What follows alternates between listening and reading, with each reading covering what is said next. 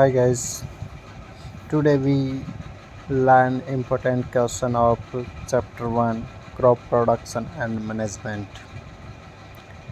Here important question of chapter 1. Now start. Question number 1, definition of the crop. Question number 1 में हमसे crop की definition पूछी गई है। तो क्रॉप की जो डेफिनेशन है उसको मैंने काफ़ी शॉर्ट तरीके से यहाँ पर आपके लिए लिखा है। आंसर है same kind of plants cultivated at a place constitute a crop. तो ये जो क्रॉप की जो डेफिनेशन है मैंने आपके लिए लिखी है। यहाँ पर बहुत ही शॉर्ट डेफिनेशन है। आई थिंक ये आपको बहुत जल्दी याद हो जाएगी। तो क्वेश्चन नंबर 2 है right about the kharif crops. तो क्वेश्चन नंबर 2 में अपने को खरीफ क्रॉप्स के बारे में पूछा गया है और एग्ज़ाम्स में बोर्ड एग्ज़ाम्स में खरीफ क्रॉप्स का और रबी क्रॉप्स में से कुछ क्वेश्चन ज़रूर पूछे जाते हैं, चाहे टाइप वगैरह हो, किसी प्रकार का कोई भी क्वेश्चन होता है, लेकिन खरीफ क्रॉप्स और रबी क्रॉप्स में से ज़रूर पूछा जाता है।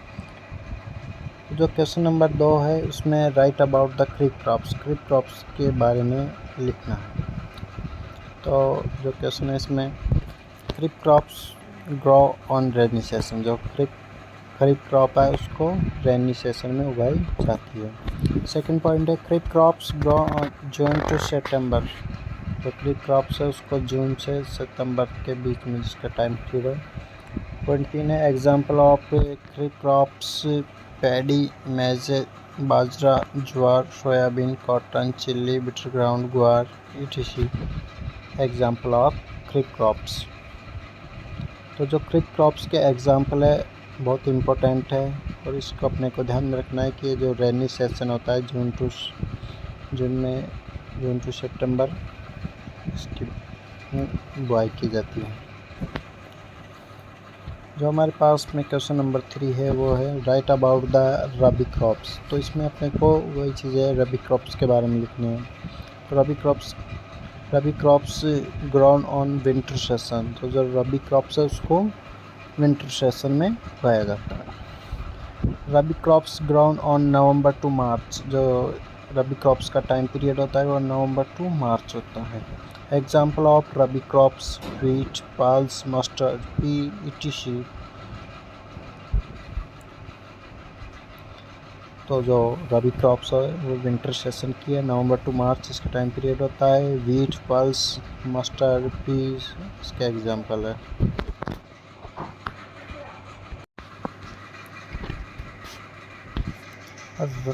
क्वेश्चन नंबर 4 है राइट अबाउट एग्रीकल्चर प्रैक्टिसेस।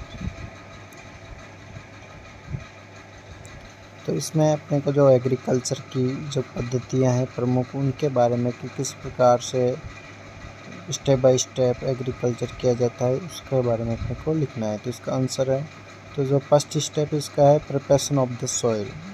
सबसे पहले सॉइल को प्रिपरेशन मतलब तैयार किया जाता है।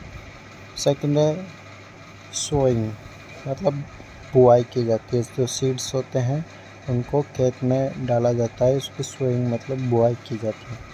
नंबर 3 पॉइंट है adding minor and fertilisers.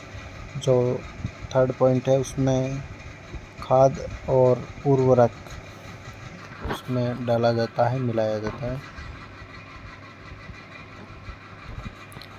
Fourth point है इरिगेशन सिंचाई मतलब जो खेत है उसमें वाटर सप्लाई की जाती है, उसको जो क्रॉप्स है उसको पानी दिया जाता है। नंबर 5 पॉइंट है प्रोटेक्टिंग फ्रॉम वीड्स। जो वीड्स होती है जिसे हिंदी में मैंने कहे तो खरपतवार का सामान्य सा अर्थ होता है जो अनवांटेड प्लांट्स है। जो अनवांटेड प्लांट्स है उनको सिंपली या तो remove by hand manual method या फिर जो दवाई होती है उसका छिड़काव उसमें किया जाता है।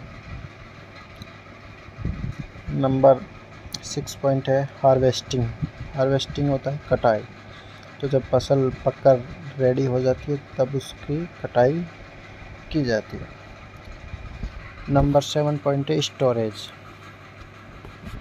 जब ये सब काम हो जाता है तो जब काट के उसकी थ्रेशिंग कर ली जाती है, उसके बाद में जो ग्रेन्स होते हैं, बीज होते हैं, इनका भंडारण किया जाता है, स्टोरेज किया जाता है इनको। तो इस प्रकार से ये जो एग्रीकल्चर की स्टेप्स थे, तो ये जो 7 स्टेप्स थे वो आपको याद रखने हैं। इसके बाद में अपने क्वेश्चन नंबर 5 है, what is use of cultivator. जो कल्टीवेटर होता है उसका क्या उपयोग है। Plugging is done by tractor driven cultivator.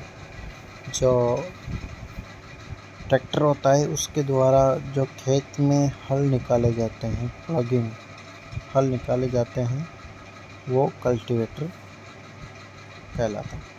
Question number 6 है, right full form of NPK। Question number 6 में अपने को NPK की फुल फॉर्म पूछी गई है। तो यह है नाइट्रोजन, फास्फोरस एंड पोटेशियम।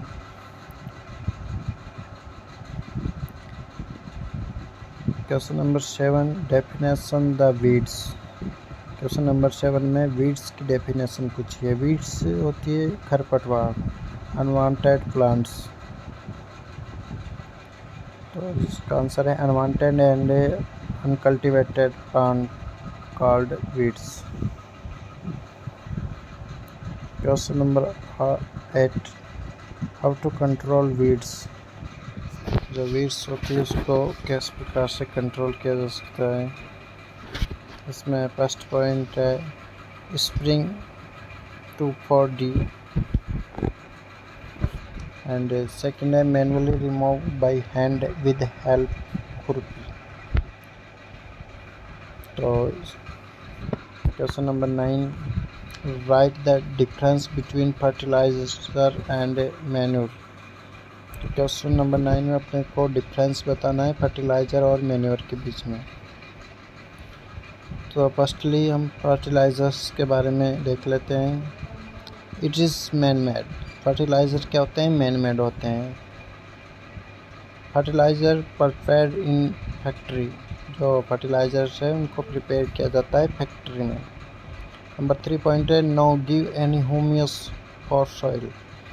जो फर्टिलाइज़र है वो सॉइल को ह्यूमस नहीं देते हैं। Number 4 point, it is chemical product. और ये क्या है, केमिकल प्रोडक्ट है। अब अपन पढ़ेंगे माइनर के बारे में। Minor, it is a natural substance and it is prepared in field, give a lot of humus for soil. और ये जो सॉइल है उसको ए लॉट ऑफ ह्यूमस देते हैं। क्वेश्चन नंबर 10 है, what is source of irrigation. Irrigation के source कौन कौन से हैं। तो इसमें आप लिख सकते हैं वेल, रिवर, डैम, ट्यूबवेल। ठीक है। Question number 11, write the name of the modern method of irrigation. Write the name of modern method of irrigation. जो इरिगेशन है उसके मॉडर्न मेथड्स के नेम अपने को लेने हैं। तो इसमें फर्स्ट है sprinkler system and drip system. Question number 12, right about the traditional method of irrigation. तो इसमें आपको लिखना है ट्रेडिशनल मेथड। कौन सा method, traditional method of irrigation. इसमें है मोट, ढेकली, चैन पम्प, etc।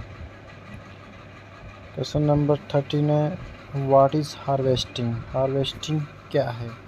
तो हार्वेस्टिंग सिंपली नाउ कटाई को हार्वेस्टिंग कहा जाता है। तो इसमें आंसर है harvesting is the cutting of the mature crop manually और बाय मशीन।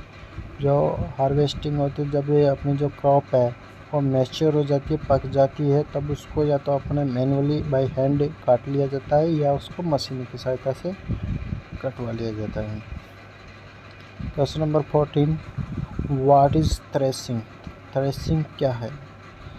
तो इसका आंसर है separation of the grains from the chaff is called threshing. Question number 15 हमारे पास में है, what is use of combine. जो कंबाइन है उसका क्या यूज है। इसमें आंसर है a machine is called combine which is harvester as well as a thresher. जो कंबाइन मशीन है वो हार्वेस्टर भी होता है और उसमें थ्रेसर भी होता है, मतलब वो काटने और थ्रेसिंग दोनों का काम एक साथ ही करती है। Harvesting and cutting both work done by this machine. तो इस मशीन के द्वारा harvesting and cutting and threshing both work done. Question number 16, what is winnowing. Winnowing क्या है? Answer, farmers with small holdings of land do the separation of grains and chaff by winnowing. Question number 17, write a short note about the harvesting festival. Harvesting festival के बारे में अपने को short note लिखना है। तो हार्वेस्टिंग फेस्टिवल है when rabi crops cutting then farmers enjoy Holi, and when kharif crops cutting then farmers enjoy Deepavali. Question number 18, write about the silos. Silo क्या है? इसका बहुत शॉर्ट आंसर है a large scale storage of grains is called silos. A large scale storage of grains is called silos. Question number 19 है what is animal husband. पशु पालन क्या है? इसका आंसर है food is also obtained from animals for which animals are reared, this is called animal husbandry. Question number 20 है what is seed drill. Seed drill क्या है? इसका आंसर है sowing is done by seed drill. Seed drill के द्वारा बुआई की जाती है, खेतों में बीज डाला जाता है, सीड्स डालना। Thank you so much.